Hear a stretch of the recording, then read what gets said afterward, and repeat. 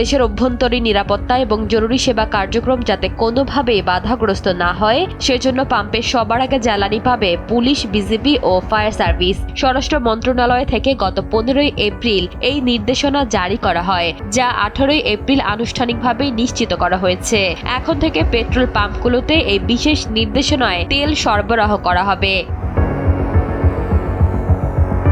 নির্দেশনায় কারা অধিদপ্তরের কাজকে বিশেষ গুরুত্ব দেওয়া হয়েছে।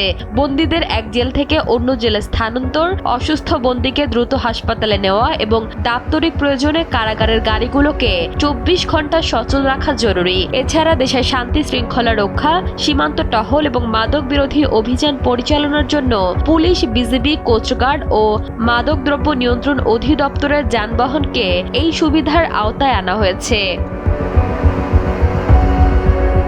ফায়ার সার্ভিসের মতো জীবন রক্ষাকারী বাহিনীও এই অগ্রাধিকার পাবে। জনস্বার্থ ও রাষ্ট্রীয় নিরাপত্তার কথা চিন্তা করে উপসচিব মোহাম্মদ হাফিজ আল আসাদ স্বাক্ষরিত এক চিঠিতে পাম্পগুলোকে প্রয়োজনীয় ব্যবস্থা নিতে অনুরোধ করা হয়েছে।